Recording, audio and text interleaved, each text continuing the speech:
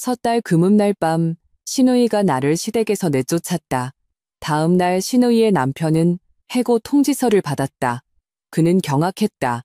나눌 이야기는 이혼한 신우이가 아이를 데리고 들어온 후 꾀병을 핑계로 친정에 머문 지 7일째 되던 날 당장 돌아와 시중 들지 않으면 이혼이야라는 시어머니의 음성 메시지를 받았다입니다. 휴대폰이 진동했을 때 나는 친정집 베란다 창가에 기대 앉아 7년 만에 첫 자유를 만끽하고 있었다. 창밖에 플라타너스 잎이 사락거리고 햇살이 레이스 커튼을 뚫고 들어와 원목 바닥에 얼룩덜룩한 그림자를 드리웠다. 나는 숨을 깊게 들이마셨다. 코끝에는 그 집의 지긋지긋한 기름 냄새와 아기 기저귀 냄새 대신 이 낡은 집 특유의 오래된 책 냄새와 은은한 차향기가 가득했다. 60초짜리 음성 메시지들이 폭탄처럼 연달아 카카오톡으로 날아들었다. 눌러보지 않아도 누구인지 알 수 있었다. 내가 주소록에 회장님이라고 저장해둔 그 사람이었다. 서연우, 꾀병 부린 지 7일이나 됐는데 아직도 부족해? 지나 혼자 해보는 게 얼마나 힘든지 몰라? 저녁 먹기 전까지 당장 굴러들어와 시중 들어. 안 돌아오면 진혁이더러 너랑 이혼하라고 할 테니 알아서 해. 이혼. 시어머니의 날카로운 목소리가 고요한 오후를 찢었다. 마지막 두 글자는 거의 고함에 가까웠다. 음성 메시지 배경음으로는 신우이 이진아의 가식적인 흐느낌과 그녀의 5살짜리 아들이 장난감을 집어던지는 소음이 섞여 있었다. 내 손가락이 주체할 수 없이 떨려 하마터면 휴대폰을 바닥에 떨어뜨릴 뻔했다. 연우야, 무슨 일이야? 엄마가 막 끓인 따끈한 전복죽을 들고 방문을 열었다. 내 안색을 보더니 엄마는 즉시 그릇을 내려놓았다. 또 이서방네 식구들이니? 나는 음성 메시지 텍스트로 변환 버튼을 누르고 휴대폰을 침대 위로 던져버렸다. 차가운 검은 글자들이 독사의 혀처럼 날름거리며 화면에 떠올랐다. 자기가 무슨 사모님인 줄 알아? 애도 못 낳는 주제에. 이혼 서류는 이미. 나 괜찮아, 엄마. 나는 억지 미소를 지으며 죽 그릇을 받았다. 따뜻한 사기 그릇의 온기가 손바닥에 와닿았다.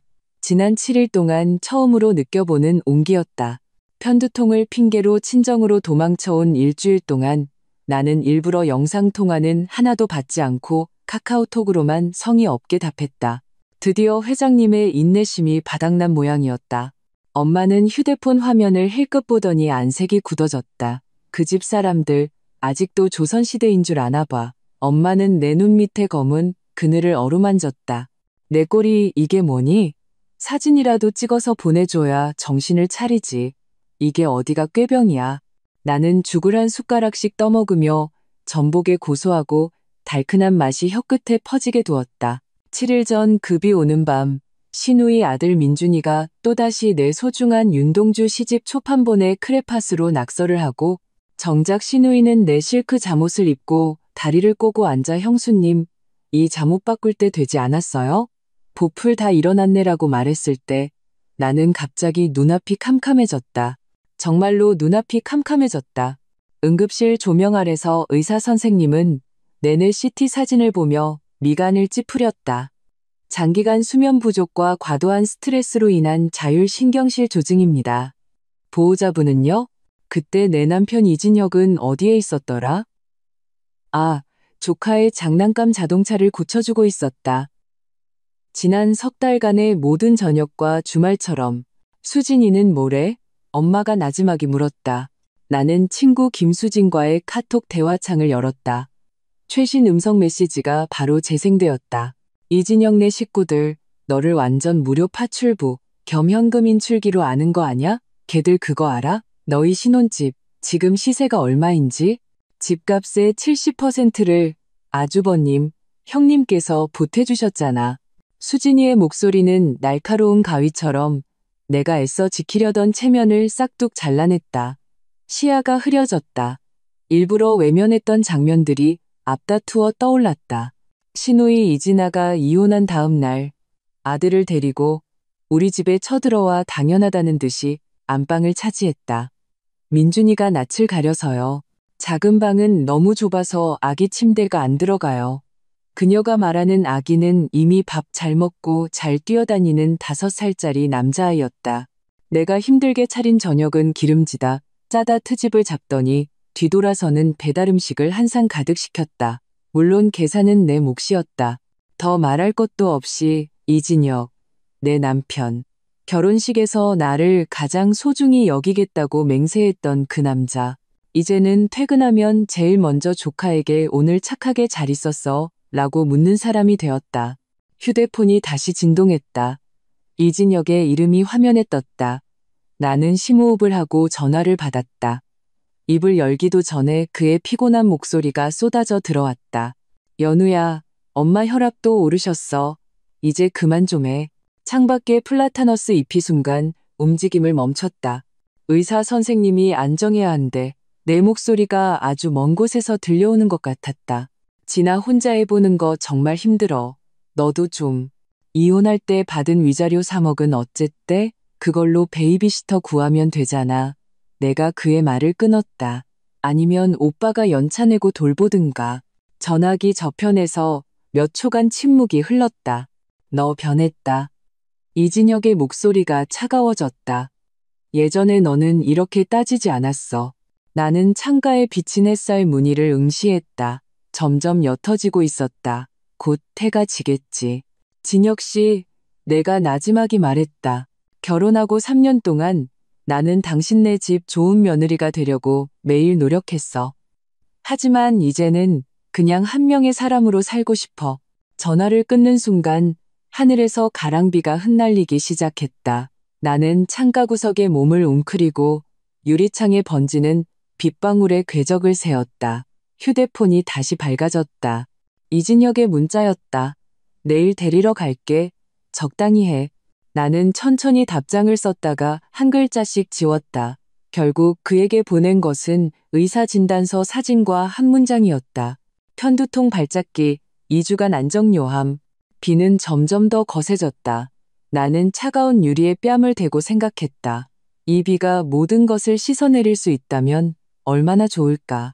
신우이가 이사 온 후 깨뜨린 모든 그릇들을, 시어머니의 하루하루 계속되는 냉소와 비아냥을, 남편의 눈에 점점 늘어나는 질책을, 그리고 가장 중요한 것, 내 마음속에서 점점 선명해지는 이 생각.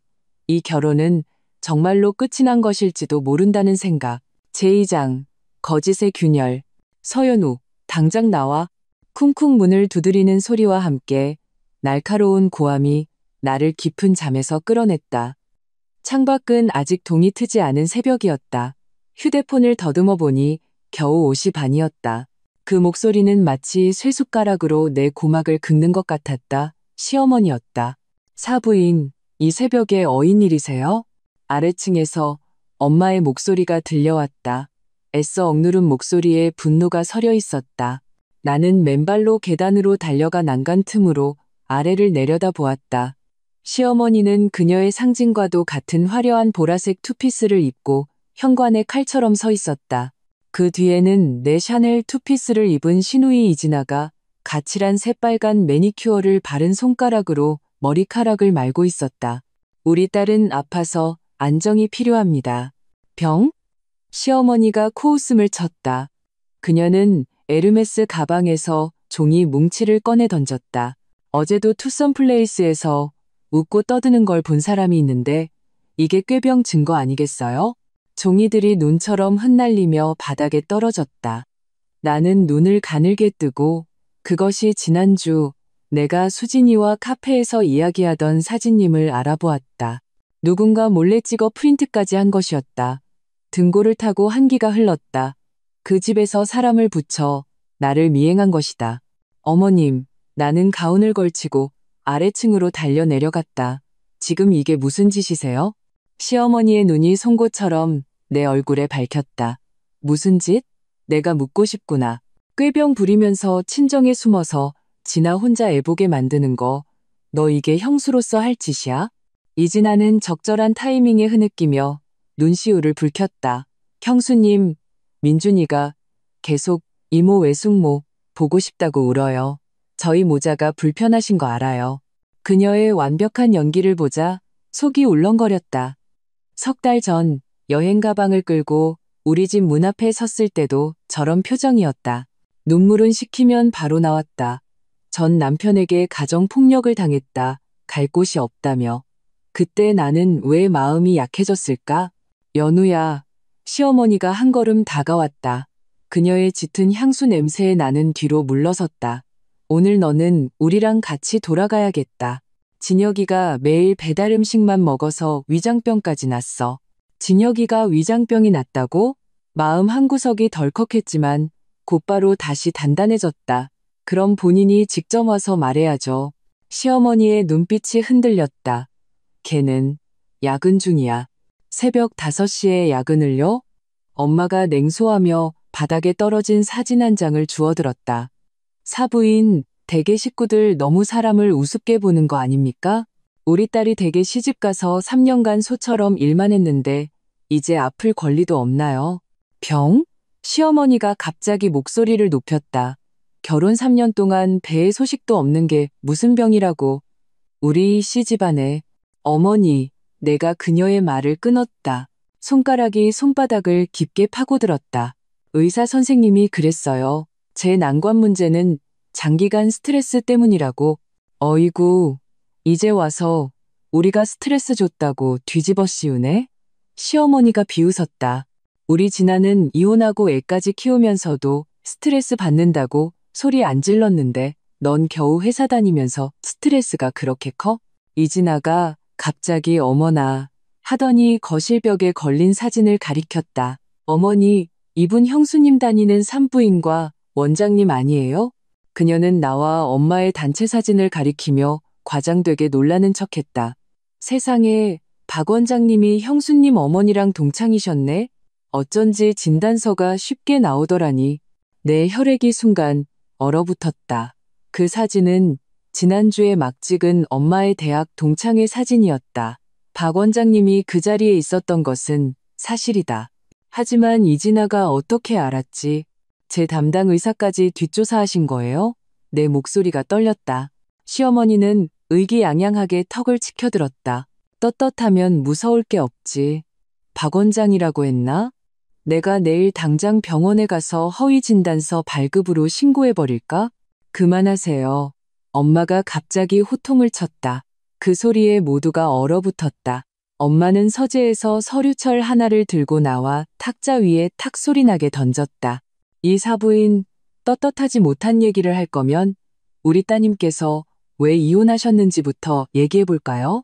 서류철이 펼쳐지며 사진 몇 장이 드러났다. 나는 가까이 다가가 보고는 하마터면 비명을 지를 뻔했다. 사진 속에는 이진아가 웬 대머리 남자와 호텔 입구에서 껴안고 있었다.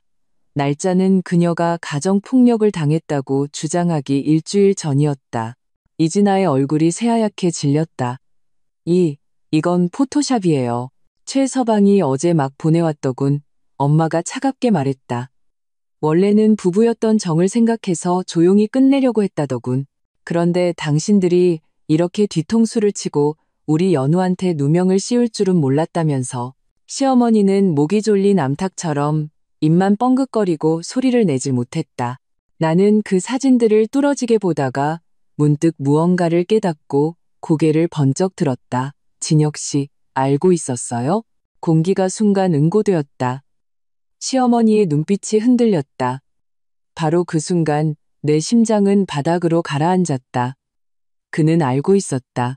그는 처음부터 진아가 거짓말을 하고 있다는 것을 알고 있었다. 기억들이 날카로운 유리 조각처럼 뇌리에 박혔다. 이진혁이 동생의 가정폭력 하소연을 들을 때마다 무언가 말을 하려다 마는 표정. 내가 신우이를 도와주는 것도 정도가 있다고 말했을 때 비정상적으로 분노하던 모습. 심지어 그보다 훨씬 전 우리가 연애할 때부터 그는 항상 동생의 온갖 무리한 요구를 다 들어주었다. 연우야, 엄마가 걱정스럽게 내 손을 건드렸다. 나는 기계적으로 이진아를 향해 돌아섰다. 그러니까 가정폭력은 없었고 당신이 바람 피운 거였네. 그 위자료 3억은 그건 그 인간이 자발적으로 준 청춘 보상비였어.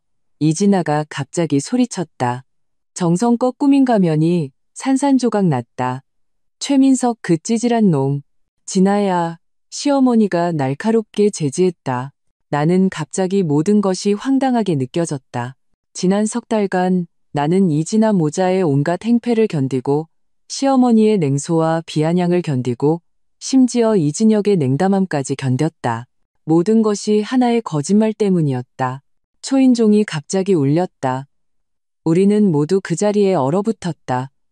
마치 한 편의 부조리극이 갑자기 일시정지 버튼을 누른 것처럼. 엄마가 문을 열러갔다. 나는 엄마가 숨을 들이켜는 소리를 들었다. 진혁아, 이진혁이 문 앞에 서 있었다. 양복은 구겨져 있었고 눈 밑에는 커다란 다크서클이 걸려 있었다. 그는 실내의 난장판을 훑어보고는 마침내 내게 시선을 고정했다. 연우야. 그의 목소리는 형편없이 잠겨 있었다. 너 데리러 왔어. 집에 가자. 나는 그의 피곤한 얼굴을 보며 문득 그가 너무나 낯설게 느껴졌다. 이 남자, 내 남편. 동생이 거짓말을 하는 것을 알면서도 내가 그녀에게 당하고 어머니에게 시달리는 것을 눈뜨고 지켜본 남자. 알고 있었지. 내가 나지막이 말했다. 당신은 처음부터 진아가 왜 이혼했는지 알고 있었어. 이진혁의 어깨가 무너져 내렸다. 그는 부정하지 않았다. 시어머니가 갑자기 달려들어 그를 밀쳤다. 너 무슨 헛소리야. 진아는 네 친동생이야. 엄마. 이진혁이 갑자기 소리쳤다. 그 소리에 시어머니가 놀라 한 걸음 물러섰다. 그만해요. 진아 일, 연우도 알 권리가 있어요. 이진아는 날카롭게 흐느꼈다. 오빠, 어떻게 오빠가. 다들 조용히 못해. 엄마가 버럭 소리치며 대문을 가리켰다. 싸우려거든 댁에 돌아가서 싸우세요. 우리 딸은 휴식이 필요하니 당장 나가주세요. 시어머니의 얼굴이 잿빛으로 변했다. 그녀는 이진아를 잡아 끌었다. 그래, 잘났다 서연우. 너 그 집에 돌아오기만 해봐. 진혁아, 가자. 이진혁은 움직이지 않았다. 그는 복잡한 눈빛으로 나를 바라보았다. 연우야, 우리 얘기 좀 해. 할 얘기 없어. 내 목소리가 아주 먼 곳에서 들려오는 것 같았다. 당신 동생이 이 집에서 나가지 않는 한 꿈깨. 이진아가 소리쳤다. 그 집엔 우리 오빠 지분도 있어. 시어머니가 이진혁의 팔을 잡아 끌었다. 들었지? 내 친동생을 내쫓겠다는 거잖아. 이런 며느리를. 저 임신했어요. 이 한마디가 거실에 폭탄처럼 터졌다. 나 자신을 포함해 모두가 얼어붙었다. 사실 나는 오늘 아침에야 임신 테스트기에서 희미한 두 번째 줄을 확인했을 뿐 아직 확신하지 못한 상태였다. 이진혁의 표정이 충격에서 환희로 바뀌었다. 정말이야? 내가 아빠가 되는 거야? 말도 안 돼. 시어머니가 불쑥 내뱉었다. 의사가 분명히 걔는. 그녀는 말을 멈췄지만 이미 늦었다. 내 온몸의 피가 얼어붙었다. 제 건강검진 기록까지 보셨군요. 이진혁의 얼굴이 새하얗게 질렸다. 연우야, 내 말 좀 들어봐. 그게 나가. 나는 대문을 가리켰다. 손가락이 주체할 수 없이 떨렸다. 전부 다 당장 나가. 엄마가 새끼를 지키는 어미 사자처럼 내 앞을 막아섰다. 이진혁은 무언가 더 말하려 했지만 시어머니에게 단단히 붙들려 밖으로 끌려나갔다. 이진아는 나가기 전 나를 흔흔히 쏘아보았다. 그 원망서린 눈빛에 나는 소름이 돋았다. 문이 닫히는 순간 나는 다리에 힘이 풀려 바닥에 주저앉았다. 연우야. 엄마가 무릎을 꿇고 나를 안았다. 방금 한 말. 정말이니? 나는 고개를 저었다가 다시 끄덕였다. 모르겠어. 오늘 아침에 테스트했는데 아주 희미한 한 줄이. 엄마는 즉시 박 원장님에게 전화해 오후 진료를 예약했다. 전화를 끊은 후 엄마는 내 머리카락을 쓰다듬으며 길게 한숨을 쉬었다. 그 집안 내가 생각했던 것보다 훨씬 더 시궁창이구나. 나는 엄마 어깨에 기대다가 문득 무언가 생각났다. 엄마, 최민석 씨, 그 사진들은 왜 갑자기 엄마한테 준 거래? 그 집에서 너를 괴롭힌다는 소식을 들었다더구나. 엄마가 쓴웃음을 지었다. 일종의 속죄라고 하더라. 자기도 이진아가 어떤 사람인지 알면서 일이 귀찮아지는 게 싫어서 가정폭력을 명분으로 협의 이혼에 동의해줬다고. 나는 눈을 감았다. 얼마나 아이러니한가. 결국 내게 손을 내밀어준 사람이 신우이에게 상처받은 전 남편이라니. 휴대폰이 갑자기 진동했다. 카카오톡 메시지였다. 이진혁일 거라 생각하고 열어보니 회사 인사팀장님이었다. 서연우 씨, 축하합니다. 이사회에서 승진안이 통과되었습니다. 다만 새로운 직책은 제주도에서 3개월간 연수를 받아야 합니다. 다음 주 월요일부터 시작인데 괜찮으시겠어요? 나는 화면을 뚫어지게 보았다. 심장이 빠르게 뛰기 시작했다. 이 승진 기회를 위해 나는 2년을 노력했다. 회사 임원으로 가는 발판이었다. 하지만 다음 주 월요일이라니 겨우 5일 후였다. 무슨 일이야? 엄마가 휴대폰을 들여다보다가 눈이 빛났다. 이거 좋은 일이잖아. 그 집에서 허락 안 할 거예요. 나는 쓴웃음을 지었다. 특히 지금 같은 상황에서는요. 연우야, 엄마가 갑자기 진지해졌다. 내 어깨를 붙잡고 말했다. 엄마가 하나만 물어볼게. 만약 오늘 이 승진 기회도 없고 임신 가능성도 없었다면 너 그 집에 돌아갔을 거니? 나는 입을 열었지만 아무 소리도 내지 못했다. 답은 명백했다. 거짓과 계산으로 가득 찬 그곳은 이미 오래전부터 내 집이 아니었다. 오후에 병원부터 가자. 엄마가 내 얼굴에 눈물을 닦아주었다. 그리고 나서 앞으로 어떻게 할지 차분하게 계획을 세우는 거야. 일이든 아이든 결혼이든 네가 어떤 결정을 내리든 엄마 아빠는 널 지지할 거야. 창밖으로 아침 해가 마침내 구름을 뚫고 솟아올랐다. 한 줄기 금빛 햇살이 거실로 비스듬히 쏟아져 들어와 흩어진 사진들 위에 내려앉았다. 이진아와 그녀의 내연남의 웃는 얼굴이 햇살 아래 적나라하게 드러났다. 마치 시댁 식구들이 정교하게 짜 맞춘 거짓말이 결국에는 드러나듯이. 나는 평평한 아랫배를 가만히 어루만졌다. 그리고 지난 석 달 동안 내렸던 결정 중 가장 홀가분한 결정을 내렸다. 이번에는 나 자신을 위해 살기로.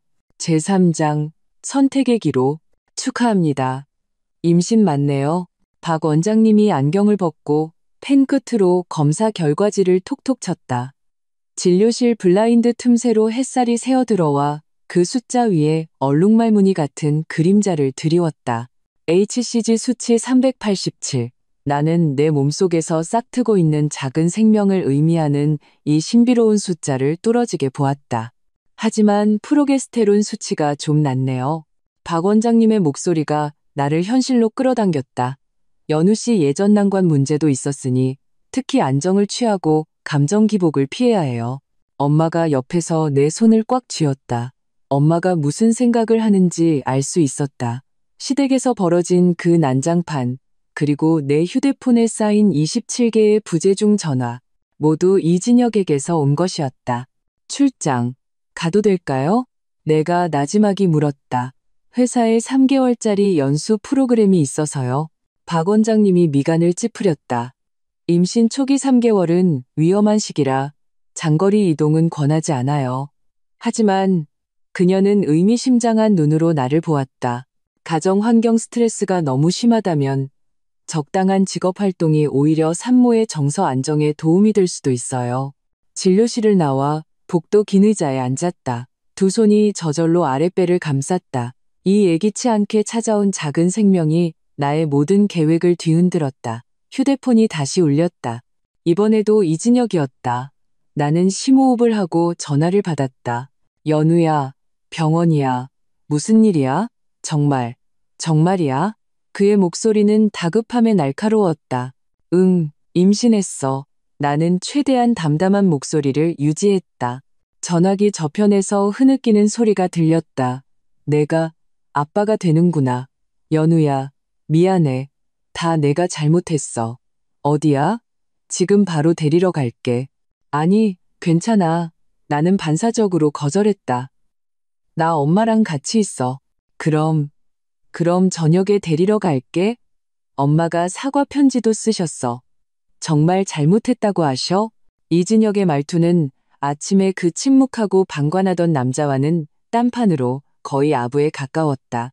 나는 눈을 감았다. 시어머니의 험악한 얼굴과 신우이의 원망서린 눈빛이 떠올랐다. 진혁 씨, 생각할 시간이 필요해. 뭘 생각해? 그의 목소리가 갑자기 팽팽해졌다.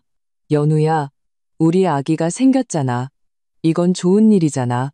좋은 일이지. 나는 아래십수를 깨물었다. 하지만 확신이 없어. 이 아이를 이런 가정 환경에서 자라게 해도 되는 건지. 전화기 저편은 죽음 같은 정적이 흘렀다. 한참 후에야 이진혁의 잠긴 목소리가 들려왔다. 나한테 기회를 줘. 우리 아기한테도 완전한 가정을 만들어줄 기회를. 저녁에 볼 수 있을까? 전화를 끊고 카카오톡을 열었다. 시댁 친척들이 보낸 수십 개의 질책 메시지를 무시하고 인사팀장이 보낸 연수 자료를 바로 열었다. 제주도에서 3개월간 진행되는 교육과정은 빽빽하고 알찼다. 마지막 2주에는 싱가포르 지사 시찰 기회도 있었다. 내가 꿈에 그리던 승진 가도였다. 어떻게 할 거니? 엄마가 따뜻한 물 한 잔을 건넸다. 모르겠어. 나는 휴대폰 모서리를 만지작거렸다. 의사 선생님은 초기 3개월은 불안정하다고 하고 몸도 몸이지만 엄마가 내 옆에 앉았다. 네가 뭘 원하는지 확실히 정했는지가 중요하지. 나는 바로 대답하지 못했다. 뭘 원하냐고? 한 달 전이었다면 주저없이 따뜻한 가정을 원한다고 말했을 것이다. 하지만 이제 그 집은 계산과 속임수로 가득 찬 전쟁터가 되어버렸다. 적어도 내가 천천히 말했다. 이번 연수는 포기하고 싶지 않아. 인사팀장님 말로는 이번 기회 놓치면 다음은 2년 뒤에나 올지 모른대. 엄마가 고개를 끄덕였다. 그럼 진혁이랑 잘 얘기해봐. 집에 돌아와 인사팀장에게 보낼 이메일을 쓰려고 노트북을 열었다. 화면에 갑자기 카카오톡 알림이 떴다. 시댁 가족 단톡방에 AT 전체 태그가 걸려 있었다. 시어머니가 5분짜리 장문의 음성 메시지를 보낸 것이었다. 나는 스피커폰으로 재생했다. 그녀의 울음 섞인 목소리가 즉시 방안을 가득 채웠다. 여러분, 이럴 수가 있습니까? 우리 며느리가 임신했다고 유세 떨면서 꾀병 부리고 친정에 가 있더니 이제는 시누이까지 내쫓으려고 합니다. 우리 진아, 얼마나 불쌍한지. 전 남편한테 맞고 이혼해서 왔는데 이제 친오빠 집에서도 쫓겨나게 생겼어요. 나는 화가 나서 손이 떨렸다. 흑백을 이렇게까지 뒤집을 수 있다니. 단톡방은 금세 난리가 났다. 온갖 고모 이모들이 나타나 나를 불효하고 이기적이라고 비난했다. 어떤 사람은 여자는 가정을 우선해야 한다고 점잖게 충고했다. 가장 마음이 아팠던 것은 이진혁의 침묵이었다. 그는 분명 온라인 상태였지만 한마디도 하지 않았다. 휴대폰이 다시 울렸다. 친구 수진이었다. 야, 인스타 빨리 봐봐. 이진아 그 여우 같은 년. 인스타그램을 열었다. 이진아가 10분 전에 올린 셀카 사진이 있었다. 그녀는 눈이 퉁퉁 부은 채 아들을 껴안고 있었다. 사진 설명은 이랬다. 오빠 집에서 쫓겨난 첫날. 갈 곳이 없다. 아가는 왜 외숙모가 우릴 싫어하냐고 묻는다. 아래에는 이미 수십 개의 위로 댓글이 달려 있었다. 공통 친구 중에는 우리 회사 동료 몇 명도 있었다. 속이 쓰려왔다. 내 사회적 평판까지 망가뜨릴 작정이었다. 연우야, 엄마가 갑자기 부엌에서 고개를 내밀었다. 최서방이 뭘 좀 보냈는데 네게 필요할 것 같아. 엄마의 휴대폰을 받아들었다. 화면에는 호텔 CCTV 영상이 재생되고 있었다. 이진아와 그 대머리 남자가 팔짱을 끼고 엘리베이터로 들어가는 모습이 선명하게 찍혀 있었다. 날짜는 그녀가 전 남편에게 폭행당했다고 주장하던 바로 그날이었다. 이어서 은행 거래 내역이 나왔다. 그녀는 이혼한 지 일주일 만에 5천만 원이 넘는 에르메스 가방을 샀다. 나는 심호흡을 하고 대담한 결정을 내렸다. 나는 이 모든 증거를 시댁 가족 단톡방에 전부 올렸다. 어르신들께. 본래 집안의 부끄러운 일은 알리고 싶지 않았습니다만 어머님께서 여러분의 판단을 구하셨으니 저도 진실을 밝히겠습니다. 제 시누이 이진아 씨는 가정폭력이 아닌 외도로 이혼했습니다. 전 남편에게 받은 위자료로 명품을 사면서 아이를 데리고 제 신혼집 안방을 석 달이나 차지했습니다. 이제 제가 임신했는데도 SNS에 거짓 소문을 퍼뜨리고 있습니다. 대체 누가 누구를 받아주지 못하는 것입니까? 전송 버튼을 누르는 순간 손바닥이 땀으로 흥건했다. 시댁 친척들 앞에서 이렇게 강하게 맞선 것은 처음이었다. 단톡방은 몇 분간 정적이 흐르더니 이내 화산처럼 메시지가 폭발했다. 영상의 진위를 의심하는 사람도 있었지만 더 많은 사람들이 시어머니와 이진혁에게 해명을 요구하기 시작했다. 이진아는 갑자기 단톡방을 나갔고 이어서 시어머가 집안 망신이다라는 메시지를 남기고 나갔다. 내 휴대폰은 개인톡으로 폭주했다. 가장 의외였던 것은 이진혁의 둘째 이모가 보낸 메시지였다. 연우야, 진아 일은 우리도 예전부터 의심하고 있었단다. 내 시어머니가 너무 감싸고 돌아서 몸조리 잘하고 필요한 거 있으면 이모한테 연락하렴. 내가 하나하나 답장하고 있을 때 인사팀장님의 전화가 걸려왔다. 서연우 씨, 이사회에서 임시로 가정환경평가 항목을 추가했습니다.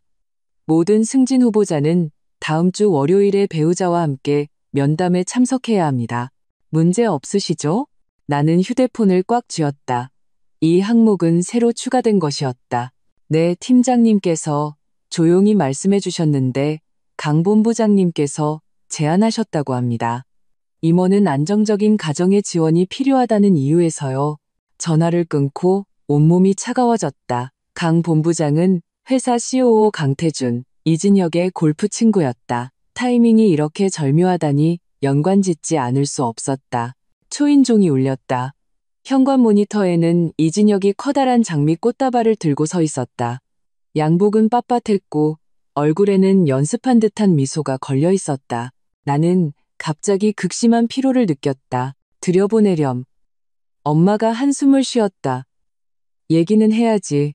이진혁은 들어오자마자 한쪽 무릎을 꿇고 주머니에서 곱게 접은 편지지를 꺼냈다. 어머니께서 직접 쓰신 사과 편지야. 정말 잘못했다고 하셔. 진아도 이사 가기로 약속했어. 나는 편지를 받지 않고 그의 눈을 똑바로 쳐다보았다. 회사에서 승진 면담에 배우자 동반하라고 한 거 알고 있었지? 그의 눈빛이 흔들렸다. 강 본부장님이 언뜻 얘기하긴 했어. 좋은 일이잖아. 회사가 가정을 중시한다는 뜻이니까. 그래서 내가 제주도 연수 가는 거 지지한다는 뜻이야? 내가 다그쳤다. 이진혁의 미소가 굳었다. 그게 의사 선생님도 초기 3개월은 불안정하다고 하셨잖아. 다음 기회로 미루면 안 될까? 내가 강 본부장님한테 얘기해 볼게. 역시나 나는 냉소했다. 그리고 이번 승진 기회는 놓치라는 거고? 연우야, 그가 갑자기 내 손을 잡았다. 우리 이제 아기가 생기잖아. 너는 안심하고 몸조리해야지. 승진은 기다릴 수 있지만 아기는 기다려주지 않아. 나는 손을 뿌리쳤다. 내가 만약 꼭 가겠다고 하면? 이진혁의 얼굴색이 변했다. 너 혹시 누구한테 무슨 얘기 들었어? 새로운 마케팅 총괄 강태준 팀장 말이야. 그 사람도 이번에 제주도 간다고 들었는데. 뭐? 내가 의아해했다. 그게 강 팀장이랑 무슨 상관이야? 이진혁은 실언을 했음을 깨닫고 황급히 화제를 돌렸다. 아무튼 엄마랑 진아 다 잘못했다고 하니까 우리 집에 가자. 내일 내가 회사에 같이 가서 병가 신청해 줄게. 쉴 새 없이 떠드는 그의 입을 보며 나는 문득 낯선 감정을 느꼈다. 이 남자가 정말 내가 사랑했던 그 사람이 맞나? 며칠 더 생각해 볼게. 나는 마침내 말했다. 이진혁이 떠난 후 나는 노트북을 열어 강태준 팀장의 자료를 찾아보았다. 회사 인트라넷에는 그가 이번 제주도 연수의 강사 중 한 명으로 나와 있었다. 전문 분야는 여성 리더십 개발이었다. 그의 강연 사진 한 장이 내 눈길을 끌었다. 그의 등 뒤 PPT에는 이런 문구가 쓰여 있었다. 균형은 희생이 아니라 우선순위의 현명한 선택이다. 이 문장이 마치 열쇠처럼 내 마음속 어떤 자물쇠를 부드럽게 돌렸다. 깊은 밤 나는 침대에 누워 이진혁과 나눈 카톡 대화 기록을 다시 보았다. 연애 시절 그가 보냈던 장문의 사랑 고백들, 결혼 첫 해 출장 갈 때마다 매일 밤 걸려오던 영상통화, 그리고 최근 석 달간의 오늘 늦어라는 짤막한 메시지들. 변화의 궤적이 선명하게 보였다. 휴대폰이 갑자기 진동했다. 낯선 번호로 온 문자였다. 서연우 씨, 안녕하세요. 최민석입니다. 이진아 씨가 지금 흥신소를 통해 서연우 씨의 병원 기록을 알아보려고 하고 있습니다. 조심하세요. 내 온몸에 피가 얼어붙었다. 그들은 내 임신검사 기록까지 손대려 하고 있었다. 다음 날 아침 나는 곧장 회사로 갔다. 인사팀에는 아직 아무도 없었다. 나는 복도 의자에 앉아 기다렸다. 엘리베이터가 딩소리를 내며 열리고 키가 큰 남자가 걸어 나왔다. 짙은 회색 정장에 제주 연수라고 쓰인 파일을 들고 있었다. 서연우 씨? 그가 조금 놀란 듯 말했다. 이렇게 일찍? 나는 그를 알아보았다. 마케팅 총괄 강태준 팀장이었다. 사진 속 인물이 생생하게 눈앞에 서 있었다. 눈매에는 차분한 힘이 느껴졌다. 팀장님, 안녕하세요. 저 연수 확인서 제출하러 왔습니다. 그가 고개를 끄덕였다. 임신했다고 들었습니다. 축하해요. 몸은 괜찮으시고요? 나는 그의 직접적인 질문에 놀랐다.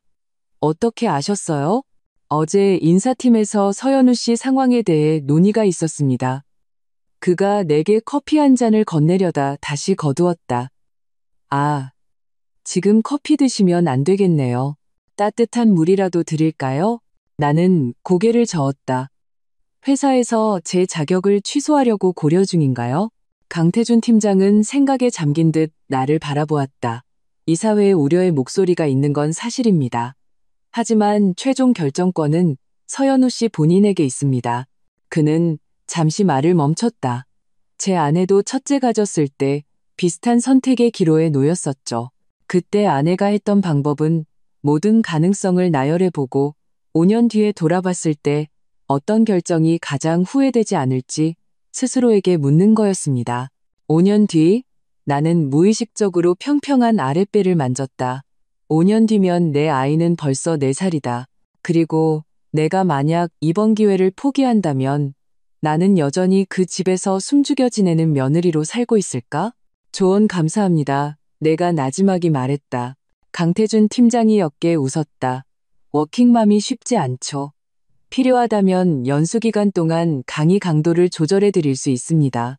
그가 떠난 후 나는 확인서를 열어 참가 여부란 위에서 한참을 망설였다. 마침내 나는 이름을 서명하고 막 출근한 인사팀 직원에게 제출했다.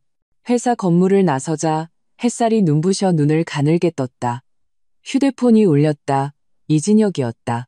연우야, 나랑 엄마 지금 내 회사 앞에서 기다리고 있어. 집에 가자. 엄마가 너 주려고 특별히 백숙 끓여오셨어. 나는 주위를 둘러보았다.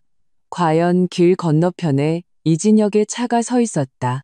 시어머니가 차창 밖으로 고개를 내밀고 나를 향해 손을 흔들며 미소 지었다. 어제의 난장판은 없었던 일인 것처럼 그 순간 나는 강태준 팀장의 말의 의미를 문득 깨달았다.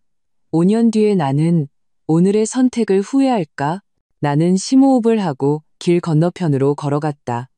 하지만 그 차를 향해서가 아니었다. 지하철역을 향해서였다. 나에게는 더 많은 생각할 시간이 필요했다. 나 자신을 위해서, 그리고 뱃속에서 막 싹트기 시작한 이 작은 생명을 위해서. 제사장, 폭풍의 눈, 친정집 문을 열었을 때 짙은 청국장 냄새가 코를 찔렀다. 거실 탁자 위에는 배달 음식 용기들이 산더미처럼 쌓여 있었고 내 소중한 광주요 닭이 세트 안에는 담배꽁초가 담겨 있었다. 바닥에는 레고 블록들이 흩어져 있어 이 작은 지뢰들을 밟지 않으려면 조심스럽게 걸어야 했다. 형수님, 오셨어요? 안방에서 이진아의 목소리가 들려왔다. 우리 사이에 아무 일도 없었던 것처럼 명랑한 목소리였다. 나는 짐을 내려놓고 곧장 안방으로 향했다. 문이 살짝 열려 있었다. 문을 열자 이진아가 내 화장대 앞에 앉아 내 라메르 크림을 얼굴에 바르고 있는 것이 보였다. 그녀의 아들 민준이는 내 침대 위에서 쿵쿵 뛰고 있었고 그 발밑에는 내가 결혼할 때 장만한 실크 이불 세트가 소금에 절인 배추처럼 구겨져 있었다. 의사 선생님이 형수님 안정해야 한다고 해서 방 청소는 안 했어요. 안방이 햇볕이 잘 들어서 민준이 성장에 좋거든요. 애랑 싸우실 건 아니죠? 이진아는 팩을 떼어내 바닥에 아무렇게나 던졌다. 나는 화장대를 쳐다보았다. 30만 원이 넘는 내 에스티로더 갈색병 에센스는 뚜껑이 활짝 열려 있었고 립스틱은 부러져 있었으며 파우더 팩트는 가루가 되어 있었다. 지난 석 달간 쌓인 분노가 가슴속에서 들끓었지만 뱃속의 아이를 생각하며 간신히 화를 억눌렀다. 진혁 씨는? 나는 이 재난 현장을 떠나며 물었다. 오빠요? 야근이죠. 이진아가 등 뒤에서 소리쳤다. 아, 맞다. 엄마가 저녁에 오신댔어요. 반찬 좀 넉넉하게 해놓으세요. 나는 쾅 소리를 내며 작은 방 문을 닫고 문의 등을 기댄 채 천천히 주저앉았다. 이것이 이진혁이 약속했던 진아는 이미 잘못을 뉘우치고 있다는 것이고 이것이 시어머니가 말한 사과였다. 휴대폰이 진동했다. 회사에서 온 이메일이었다. 여러분이 나는 그대로 멈춰섰다. 승진 발령 통지, 금일부로 마케팅팀 부장으로 임명함, 제주 연수 정식으로 팀을 인계받을 것. 거의 동시에 다른 메시지가 떴다. 친구 수진이가 보낸 캡처 화면이었다. 회사 내부 공지였다. 이진혁 차장, 프로젝트 과실로 인한 감봉 20% 징계. 운명의 아이러니에 쓴웃음이 나왔다. 내 경력이 새로운 단계로 도약하는 순간 내 남편은 굴러떨어졌다. 이 미묘한 변화가 가정 내 권력의 저울에 어떤 파장을 일으킬지 알 수 없었다. 나는 여행 가방을 열고 노트북을 꺼내 업무 메일을 처리하려 했다. 하지만 키보드 틈새에 과자 부스러기가 가득 끼어 있었다. 화면을 켜자 배경화면이 이진아와 민준이의 사진으로 바뀌어 있었다. 속이 울렁거려 화장실로 달려가 헛구역질을 했다. 거울 속에 나는 얼굴이 새하얗게 질려 있었고 눈 밑에는 검은 그림자가 드리워져 있었다. 나는 아직 평평한 아랫배를 가만히 어루만졌다. 그곳에는 새로운 생명이 자라고 있었다. 그리고 그 아이의 집은 이렇게 혼란스러운 전쟁터였다. 화장실 문이 갑자기 열렸다. 이진혁이 문 앞에 서 있었다. 넥타이는 느슨하게 풀려 있었고 눈은 핏발이 서 있었다. 연우야, 돌아왔구나. 그는 나를 안으려 했지만 나는 몸을 돌려 피했다. 이게 당신이 말한 진아가 이사 나갔다는 거야? 내가 문 밖을 가리켰다. 이진혁이 얼굴을 문질렀다. 지금 집 알아보고 있어. 민준이가 곧 유치원에 가야 하는데 근처에 자리가 없어서. 이진혁 씨, 나는 그의 이름을 불렀다. 내 눈 보고 말해. 정말 그 여자더러 나가라고 요구했어? 그의 시선이 세면대 위 칫솔꽂이로 향했다. 엄마가 아기 태어나면 진아가 옆에서 도와줄 수 있을 거라고. 나는 냉소하며 그를 밀치고 화장실을 나왔다. 작은 방 옷장은 활짝 열려 있었고 내 코트 몇 벌이 사라져 있었다. 침대 머리맡에는 나와 부모님의 사진이 뒤집혀 있었고 그 자리에는 이진아의 프로필 사진이 놓여 있었다. 내 물건에 손댔어. 그냥 한번 입어본 거야. 이진혁이 죄지은 아이처럼 나를 따라왔다. 연우야, 너 지금 임신했잖아. 마음 편하게 가져야지. 마음 편하게? 나는 획 돌아섰다. 내 사적인 물건들이 망가져 있고 내 공간이 침범당했는데 어떻게 마음이 편할 수가 있어? 이진혁의 휴대폰이 갑자기 울렸다. 그는 화면을 보더니 안색이 미묘하게 변했다. 나 이 전화 받아야 해. 그는 서둘러 방을 나가 목소리를 낮춰 무언가 말했다. 담보, 대출, 끔찍한 추측이 마음속에 떠올랐다. 나는 소리 없이 문가로 다가갔다. 집이 공동명의라 당신 동의 없이는 서류 진행이 안 된대. 엄마, 진아 창업은 리스크가 너무 커요. 2억이 제가 드릴 수 있는 전부예요. 이진혁의 목소리가 끊어졌다, 이어졌다. 내 온몸의 피가 순간 얼어붙었다. 2억, 우리의 공동예금. 그리고 집을 담보로 대출까지 받아서 이진아의 창업을 지원하려 하다니. 방으로 돌아와 문을 잠그고 최민석 씨에게 전화를 걸었다. 이진아의 실체를 폭로해준 전 신우이의 남편은 이제 나의 유일하게 믿을 만한 정보원이 된 것 같았다. 서연우 씨, 최민석 씨의 목소리는 피곤함이 묻어났다. 마침 연락드리려던 참이었어요. 이진아 씨, 혹시 미용실 개업한다고 돈 모으고 있나요? 어떻게 아셨어요? 그 내연남 김 사장, 프랜차이즈 미용실 하는 사람인데 가맹비만 받아먹는 사기꾼이에요. 최민석 씨가 냉소했다. 제가 알아봤는데 최소 3명의 여자를 똑같은 수법으로 등쳐먹었어요. 먼저 잠자리부터 갖고 사업을 제안하는 식으로요. 나는 휴대폰을 꽉 쥐었다. 증거? 있으세요? 카톡 기록 일부 가지고 있습니다. 아, 그리고 최민석 씨가 망설였다. 혹시 시부모님께서 이 사실을 아시나요? 설마요. 아셨다면 어떻게? 아십니다. 최민석 씨가 내 말을 끊었다. 그 김 사장, 당신 시어머니의 고스톱 친구예요. 두 사람 안지 10년은 됐을 겁니다. 이 정보는 마치 둔기로 머리를 맞은 것 같았다. 시어머니는 그 남자가 사기꾼인 줄 알면서도 딸이 그와 동업하는 것을 지지하고 심지어 아들에게 신혼집을 담보로 대출까지 받게 했다. 전화를 끊고 서랍에서 위장약을 찾으려다 내가 아끼던 어린 왕자 사파 초판본이 갈기갈기 찢겨 있는 것을 발견했다. 책장 위에는 삐뚤빼뚤한 크레파스 낙서가 가득했다. 이 책은 대학 시절 프랑스어 교수님께서 졸업 선물로 주신 전 세계 500부 한정판이었다. 나는 이 너덜너덜해진 소중한 선물을 품에 안고 갑자기 무너져 내렸다.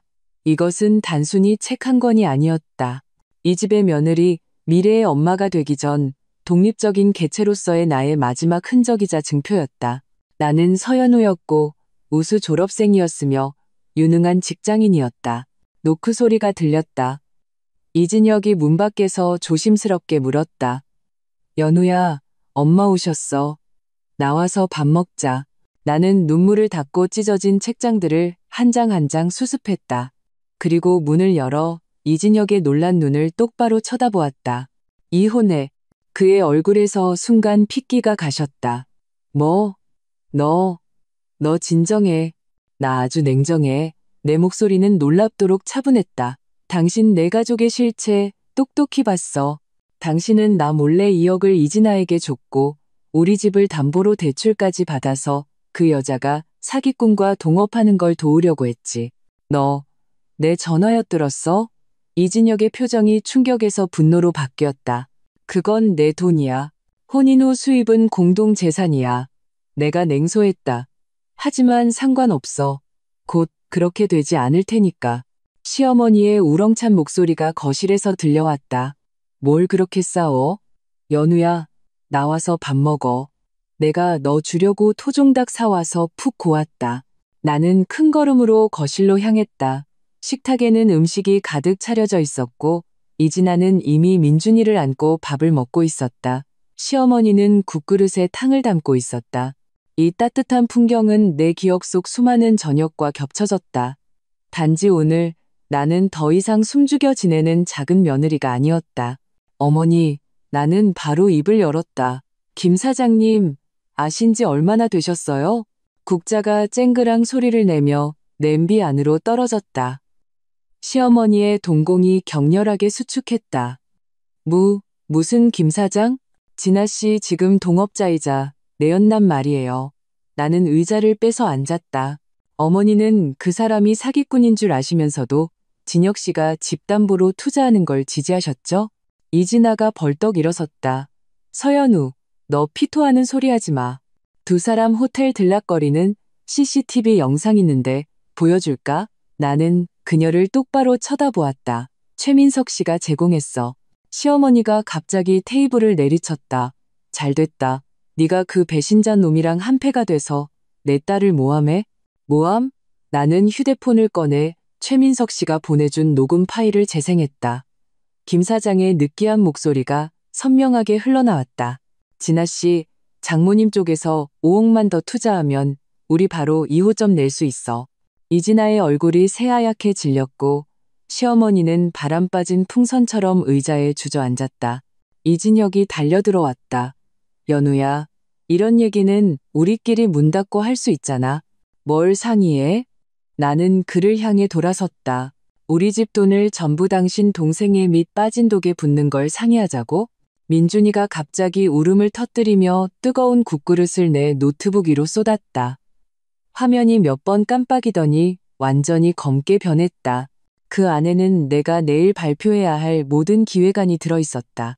아이고, 애가 뭘 알겠어. 시어머니가 즉시 화제를 돌렸다. 진여가 빨리 내 안의 것 좀 닦아줘. 나는 노트북을 안고 화장실로 달려가 수건으로 필사적으로 닦았지만 이미 소용없었다. 내일은 승진 후 첫 부서 회의였다. 모든 준비가 물거품이 되었다. 거울 속에 나는 두 눈이 새빨갛게 충혈되어 미친 여자 같았다. 그 순간 나는 완전히 깨달았다. 이 집에서 내 감정, 내 경력, 심지어 내 아이까지도 영원히 이지나 모자보다 뒷전이라는 것을. 그리고 한때 나를 지키겠다고 맹세했던 남편 이진혁은 이미 오래전에 그의 원가족을 선택했다는 것을. 작은 방으로 돌아와 문을 잠그고 친구 수진이에게 전화를 걸었다. 나 이혼 전문 변호사 좀 알아봐줘. 바로 내일. 그리고 나는 인사팀장에게 이메일을 보내 연수 기간 동안 머물 숙소에 미리 입소하게 해달라고 요청했다. 마지막으로 항공권 예매 앱을 열어 내일 아침 제주로 가는 비행기표를 샀다. 노크 소리가 다시 들렸다. 이번에는 이진혁의 비굴한 목소리였다. 연우야, 내가 잘못했어. 우리 얘기 좀 하자. 응? 엄마랑 진아 다 갔어. 나는 문에 기댄 채 천천히 바닥에 주저앉았다. 눈물이 소리 없이 흘러내렸다. 뱃속에서 갑자기 미세한 움직임이 느껴졌다. 마치 작은 생명이 그의 존재를 알리며 나를 응원하는 것 같았다. 아가야, 나는 나지막이 중얼거렸다.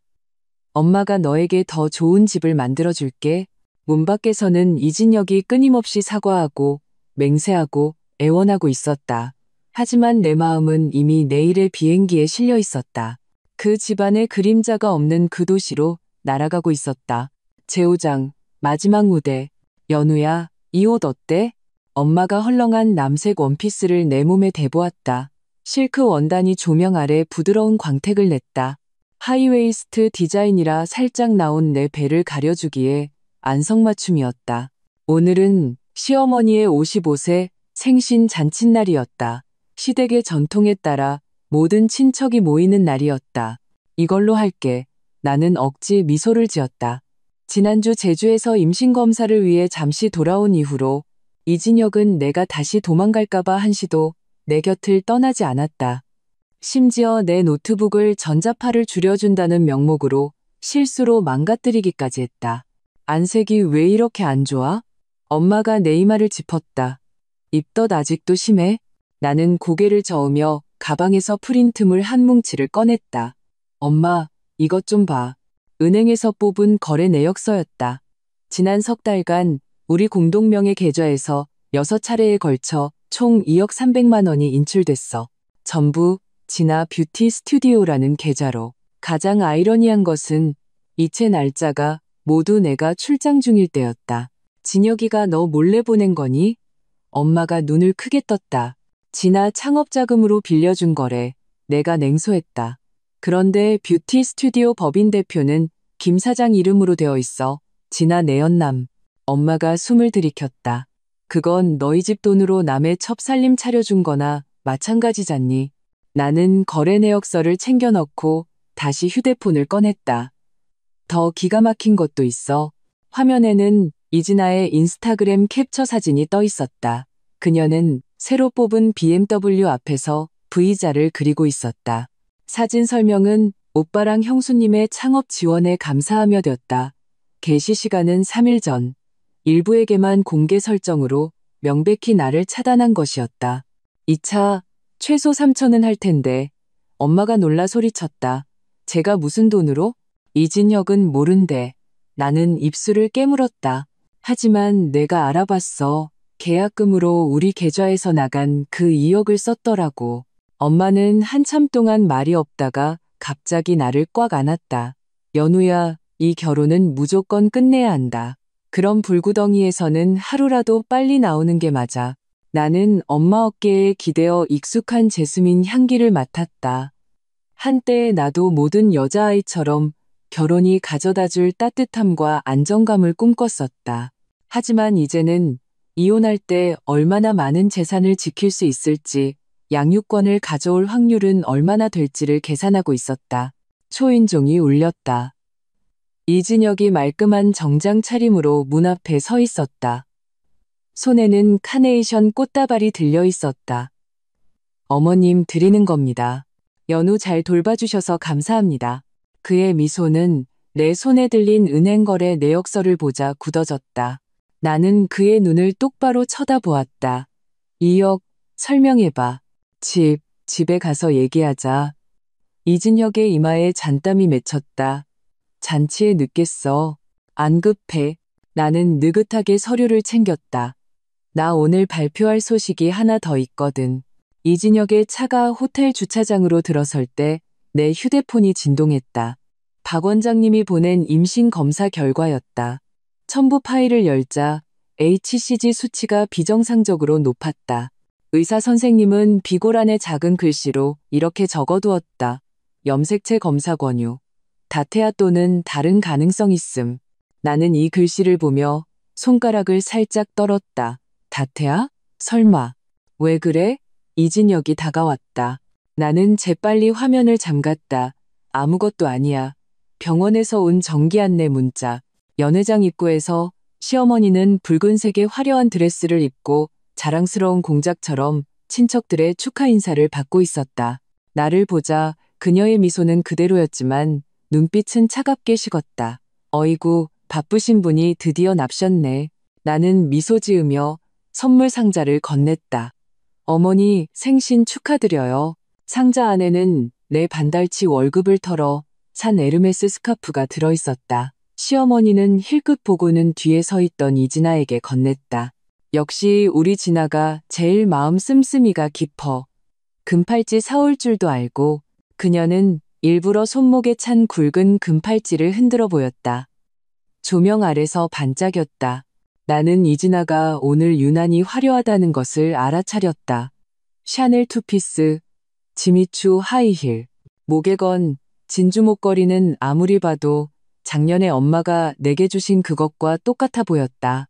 형수님, 이진아가 다정하게 내 팔짱을 꼈다. 승진하셨다면서요? 이제 집안일 돌볼 시간은 더 없으시겠네요. 응, 맞아. 나는 그녀의 비아냥을 못 들은 척했다. 대신 월급이 2배로 올라서 축하할 만하지. 시어머니의 입꼬리가 파르르 떨렸다. 이진혁이 서둘러 중재했다. 엄마, 연우가 임신하고 나서 특히 힘들어해요. 우리 안에 들어가서 앉아서 얘기해요. 임신? 시어머니의 목소리 톤이 갑자기 높아졌다. 정말이야, 가짜야? 지난번엔 너무 초기라 불확실했어요. 내가 차분하게 그녀의 말을 끊었다. 지금은 3개월 됐고 의사 선생님이 모든 게 정상이라고 하셨어요. 이 소식은 친척들 사이에서 폭탄처럼 터졌다.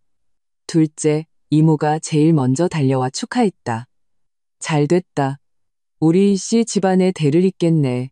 다른 친척들도 팬펀이 몰려와 예정일, 성별, 내 건강 상태 등을 물었다.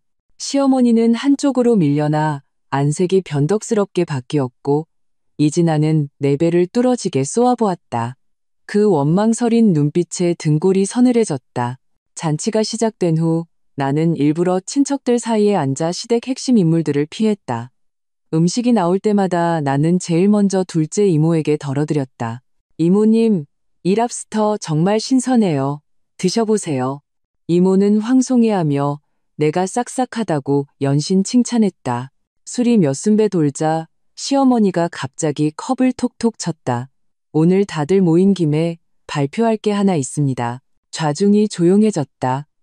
시어머니는 이진아를 끌어당겨 일으켜 세웠다. 우리 진아가 이렇게 출세했습니다. 스스로 창업해서 뷰티숍을 열었어요. 다음 달 8일에 개업하니 다들 오셔서 축하해주세요. 친척들은 의례적으로 박수를 쳤다. 이진아는 수줍은 척 고개를 숙였다. 사실 오빠랑 형수님이 많이 도와주셨어요. 창업 자금을 빌려주셨거든요. 빌려줘? 내가 코웃음을 쳤다. 목소리는 좌중이 모두 들을 수 있을 만큼 컸다. 아가씨, 그새 BMW도 빌려서 산 거예요? 이진아의 얼굴이 새하얗게 질렸다. 시어머니가 즉시 딸을 감쌌다. 연우야, 너 지금 무슨 뜻으로 하는 말이니? 나는 서두르지 않고 휴대폰을 꺼내 연회장의 대형 스크린에 연결했다. 여러분, 이것 좀 보시죠. 이건 진아 뷰티 스튜디오의 사업자 등록 정보입니다. 법인 대표는 김태웅, 즉, 제 시누이의 동업자입니다. 스크린에 상업 등기 정보가 선명하게 나타났다. 친척들 사이에서 누군가 작게 속삭였다. 김태웅? 작년에 유신의 딸 등쳐먹은 그 사기꾼 아니야? 나는 계속해서 화면을 넘겼다. 이건 제 시누이의 지난 석 달간 소비 내역입니다. 명품 가방, BMW, 제주도 호캉스. 총 소비액은 4억 3천만 원. 공교롭게도 저희 집에서 이체된 2억 원에 그녀가 이혼 위자료로 받은 2억 3천만 원을 더한 금액과 일치하네요. 연회장은 쥐죽은 듯 조용해졌다. 이진아는 온몸을 떨었다. 너네 사생활을 침해했어. 이거 아가씨가 직접 인스타그램에 올린 것들인데요? 나는 미소 지으며 그녀의 SNS 페이지를 열었다. 아, 맞다. 여러분께 말씀드리는 걸 잊었네요. 제 시누이는 가정폭력이 아니라 이 김태웅 씨와 외도해서 이혼했습니다. 서연우, 시어머니가 소리를 지르며 찻잔을 내게 던졌다. 이진혁이 재빨리 내 앞을 막아섰다. 찬물이 그의 옷을 적셨다. 엄마, 이진혁의 목소리가 떨렸다. 이러지 마세요. 연우 뱃속의 아기가, 아기? 시어머니가 히스테릭하게 웃었다. 누구 씨인지 어떻게 알아? 걔 출장 석 달 다녀오더니 임신했다고 하잖아. 이 말은 칼처럼 내 심장에 박혔다. 좌중의 친척들이 숨을 들이켰다. 나는 천천히 일어섰다. 두 손으로 아랫배를 감쌌다. 박 원장님 병원에서 친자 확인 검사할 수 있어요. 하지만 그 전에 나는 가방에서 서류 한 부를 꺼냈다. 이건 이혼 합의서입니다. 이진혁 씨, 서명하세요. 이진혁은 잿빛 얼굴이 되었다. 연우야, 엄마는 그냥 화가 나서 하신 말씀이야. 난 진심이야. 내 목소리는 비정상적으로 차분했다. 지난 석 달간 당신은 나 몰래 2억을 빼돌려 당신 동생이 차 사고 즐기는 데 썼어. 내가 출장 간 동안 당신은 그녀가 안방을 차지하고 내 화장품을 쓰고 내 옷을 입는 걸 방관했지. 심지어 나는 심호흡을 했다. 우리 엄마가 주신 진주 목걸이까지 자기 것처럼 하고 다녔어. 이진아는 무의식적으로 목을 감쌌다. 눈치 빠른 둘째 이모가 즉시 알아봤다. 저거, 작년에 연우 엄마가 결혼식 때 하고 왔던 그 목걸이 아니니? 집안 대대로 내려오는 거라고 했는데, 그리고 이거, 나는 마지막 사진을 열었다. 내가 아끼던 갈기갈기 찢긴 어린 왕자 책이었다. 당신 아들이 망가뜨린 건 단순히 책 한 권이 아니야. 이 집에 대한 내 마지막 애정이었지. 시어머니가 갑자기 달려들어 내 휴대폰을 뺏으려 했다. 이 천한 것, 일부러 내 생일 잔치에서 난리를 쳐? 나는 가볍게 피하며 모든 친척을 향해 돌아섰다. 어르신들, 오늘 좋은 날 분위기를 망쳐서 정말 죄송합니다. 하지만 어떤 일들은 반드시 명확히 해야 합니다. 저 서연우, 이 집에 시집와 3년간 부끄럼 없이 살았습니다. 이제 제가 이혼하려는 것은 불효해서가 아니라 제 아이를 지키기 위해서입니다. 이런 기형적인 가정 환경에서 자라게 할 수 없기 때문입니다. 말을 마치고 나는 뒤돌아 떠났다. 등 뒤에서 시어머니의 고함이 들려왔다. 꺼져. 다시 돌아올 생각 마. 우리 집 손주는 데려갈 생각도 하지 마. 호텔 입구에 이르러서야 밤바람을 맞고 나서야 내 손이 심하게 떨리고 있다는 것을 깨달았다. 뱃속에서 갑자기 찌르는 듯한 통증이 느껴져 기둥을 붙잡고 숨을 골라야 했다. 연우야, 이진혁이 쫓아나왔다. 얼굴에는 아직 찬물이 묻어 있었다. 미안해. 나 정말 진아가 그럴 줄은. 이제 중요하지 않아. 나는 손을 들어 택시를 잡았다. 내일 내 변호사가 연락할 거야. 잠깐만. 이진혁이 갑자기 무릎을 꿇었다. 한 번만 더 기회를 줘. 아기를 위해서라도. 택시가 천천히 멈춰섰다. 나는 한때 깊이 사랑했던 이 남자를 보며 연민만을 느꼈다. 이진혁 씨 그거 알아? 의사 선생님이 나 쌍둥이 임신했을지도 모른대. 그의 눈이 순간 빛났다. 정말? 그럼 더더욱. 하지만 그렇다고 해도 나는 차문을 열었다. 내 아이들을 당신네 같은 집에서 키우게 하진 않을 거야.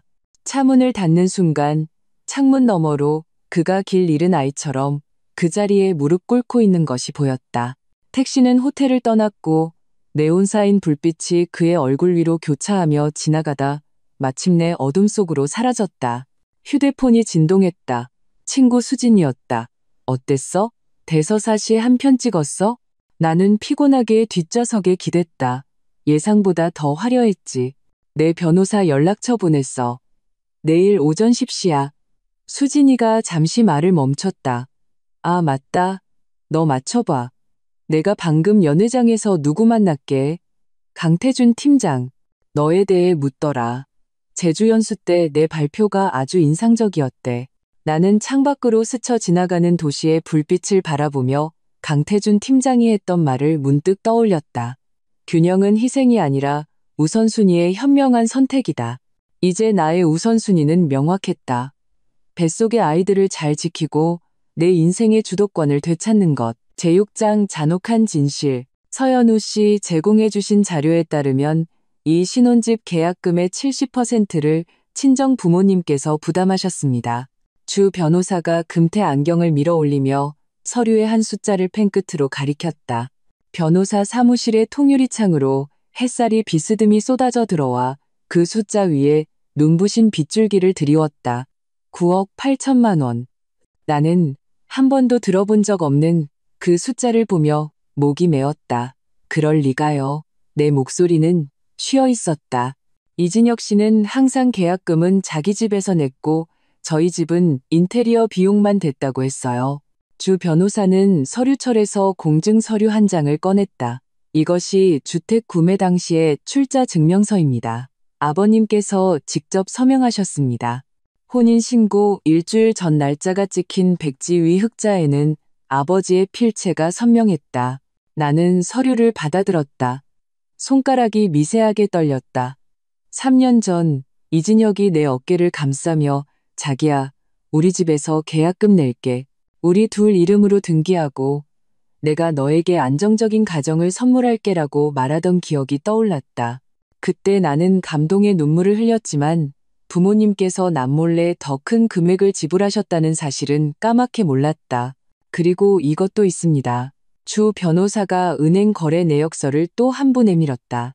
지난 2년간 남편분께서는 매달 500만 원에서 0만 원 사이의 금액을 개인 계좌로 이체했습니다. 수취인은 이진아, 동생분 맞으시죠? 나는 쓴웃음을 지었다. 네, 조카 교육비라고 하더군요. 총액이 이미 2억 5천만 원을 넘었습니다. 주 변호사가 의미심장하게 나를 바라보았다. 민법에 따라 부부 일방이 상대방 동의 없이 거액의 공동재산을 처분한 경우 상대방은 반환을 요구할 수 있습니다. 창밖에 여름 햇살이 도시를 달구고 있었지만 나는 냉방이 잘 되는 사무실 안에서 식은땀을 흘리고 있었다. 2억 5천만 원. 거기에 창업 자금 2억까지 더하면 거의 우리 부부의 전 재산이었다. 그리고 이진혁은 이 돈들을 이체하면서 내게 한마디 상의조차 하지 않았다. 서연우 씨, 이혼소송 확실히 진행하시겠습니까? 주 변호사가 나지막이 물었다. 임신하신 상황을 고려하면 임신했기 때문이에요. 나는 살짝 나온 배를 어루만졌다. 제 아이를 이런 환경에서 키우고 싶지 않아요. 주 변호사는 고개를 끄덕이며 이혼 절차, 재산 분할, 양육권 문제에 대해 상세히 설명하기 시작했다. 가방 속 휴대폰은 계속해서 진동했다. 화면에는 이진혁의 부재중 전화 17통이 찍혀 있었다. 생일 잔치 이후로 나는 사흘째 집에 들어가지 않고 친구 수진이의 비어있는 오피스텔에 머물고 있었다. 한 가지 더 문제가 있습니다. 주 변호사가 갑자기 목소리를 낮췄다. 남편분께서 최근 직장에서 어려움을 겪고 계시지는 않나요? 나는 가슴이 철렁했. 무슨 말씀이시죠? 제 고객 중에 화진테크 직원이 있는데 그 회사 기술부에서 중대한 사고가 발생해 회사가 거의 100억 원에 가까운 손실을 입었다고 합니다. 주 변호사가 의미심장하게 말했다. 책임자 성이 이 씨라고 하더군요. 화진테크, 이진혁의 회사였다. 나는 무의식적으로 치마 끝을 움켜쥐었다. 지난주 영상통화 때 그가 새로운 시스템을 론칭해야 한다고 말했지만 자세한 내용은 말해주지 않았다. 변호사 사무실을 나설 때 하늘에는 먹구름이 짙게 깔려 있었고 멀리서 천둥이 울렸다. 막 택시를 잡았을 때 휴대폰이 다시 울렸다. 이번에는 박 원장님이었다. 연우야, 검사 결과 나왔는데 일부 수치가 이상해. 그녀의 목소리는 유난히 심각했다. 오늘 병원에 한번 들를 수 있겠니? 30분 후 나는 박 원장님 진료실에 앉아 곡선으로 가득한 결과지를 쳐다보고 있었다. 몇몇 수치 옆에는 붉은 펜으로 동그라미가 쳐져 있었다. HCG 및 프로게스테론 수치 변동 비정상. 내 스트레스 상황을 고려했을 때 유산 조짐이 우려돼. 유산이라는 단어가 둔기처럼 내 머리를 내리쳤다. 두 글자가 귓가에서 윙윙거렸다. 나는 무의식적으로 배를 감쌌다. 그곳에는 어쩌면 쌍둥이일지도 모르는 작은 생명들이 자라고 있었다. 침대에 누워 있어야 하나요? 내 목소리가 떨렸다. 가장 중요한 건 스트레스를 줄이는 거야. 박 원장님이 안경을 벗고 콧등을 문질렀다. 연우야, 의사로서 그리고 어른으로서 조언하는데 지금 내 상황을 진지하게 고려해봐. 지속적인 고압 환경은 태아 발육에 매우 해로워. 진료실 창밖으로 빗방울이 후두둑 유리창을 때리기 시작했다.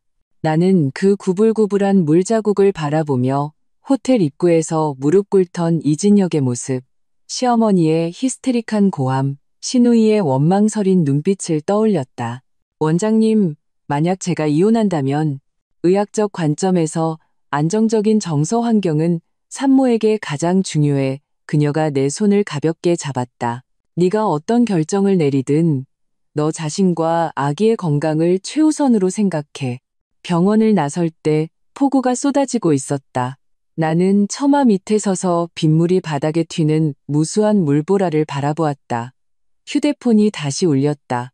이번에는 낯선 번호였다. 여보세요? 형수님, 저예요. 이진아의 울음 섞인 목소리였다. 빨리 좀 와보세요. 오빠가 큰일 났어요. 내 심장이 쿵 내려앉았다. 무슨 일이야? 회사에서 정직 처분받았어요. 오자마자 서재에 들어가서 술만 마시는데 문을 아무리 두드려도 열어주질 않아요. 이진아가 흐느꼈다. 엄마는 지금 기절하기 일보 직전이에요. 빗소리가 그녀의 뒷말을 삼켜버렸다. 나는 전화를 끊고 택시를 잡았다. 그들을 용서해서가 아니었다. 미래가 어떻게 되든 이진혁은 지금 내 아이의 아버지였기 때문이다. 시댁은 난장판이었다.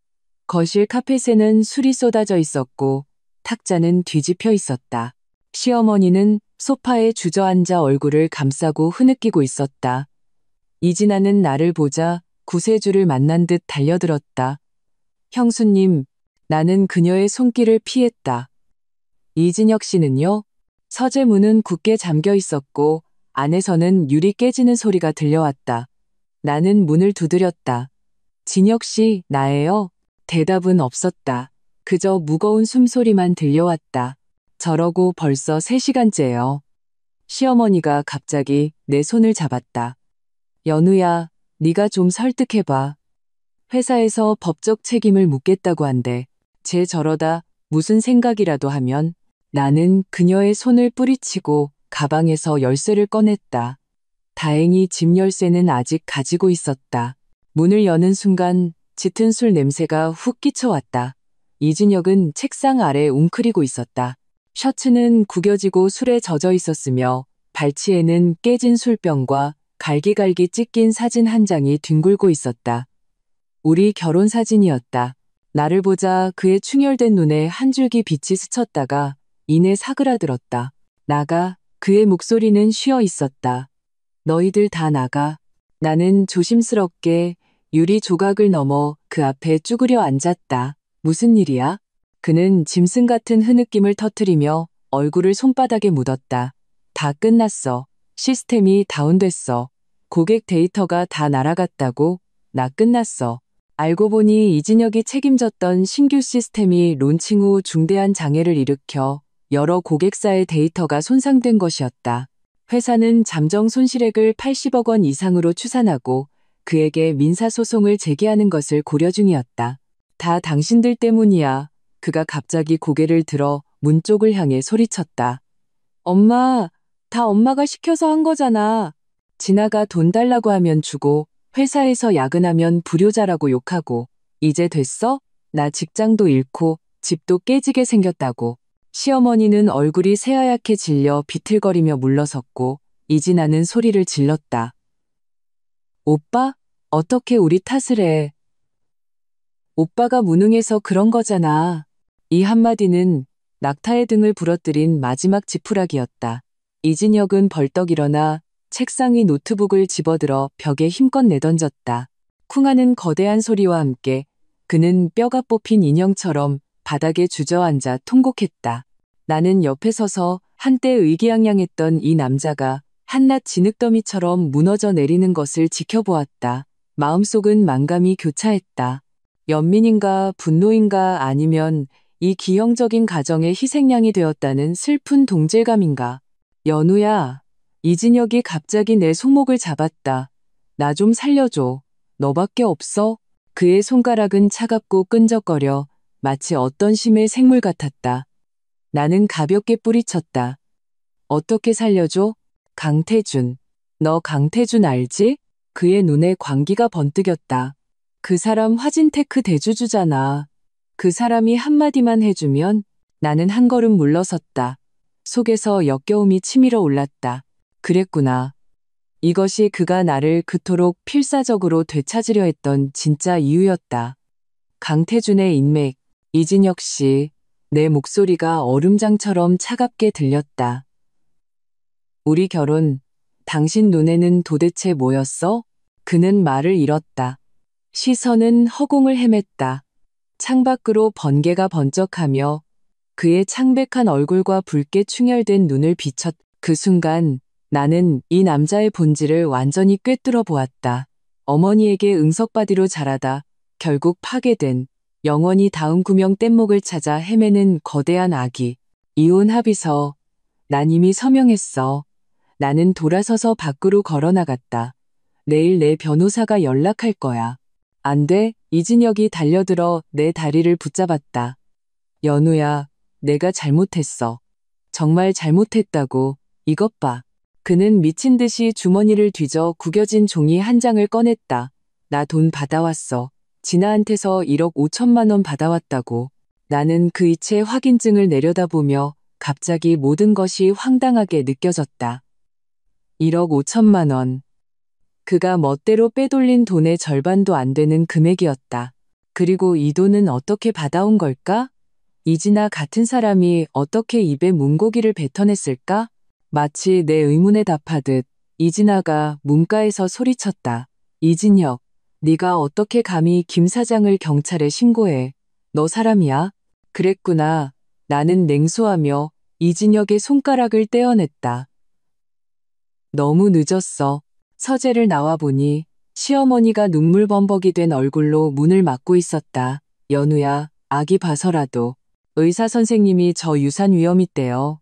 나는 그녀의 눈을 똑바로 쳐다보았다. 이제 만족하세요? 그녀의 입술이 떨렸지만 한마디도 하지 못했다. 이진아는 구석에 숨어 원망스러운 눈빛으로 내 배를 쏘아보고 있었다. 그 순간 나는 문득 깨달았다. 이 가족에게 나는 단 한 번도 가족이었던 적이 없었다. 그저 마음대로 착취할 수 있는 외부인이었고 출산 도구였을 뿐이다. 비는 계속 내리고 있었다. 나는 복도에 서서 등 뒤에서 들려오는 시댁 모녀의 울부짖음과 이진혁의 저주를 들으며 기이한 평온함을 느꼈다. 뱃속의 아기가 가볍게 움직였다. 마치 나에게 소리 없는 지지를 보내는 것 같았다. 휴대폰이 진동했다. 친구 수진이었다. 어땠어? 그 잘난 남편 만났어? 나는 엘리베이터에 들어서며 말했다. 상상보다 더 화려했지. 근데 더 화려한 게 뭔지 알아? 수진이의 목소리에 흥분이 묻어났다. 강태준 팀장한테 방금 전화 왔는데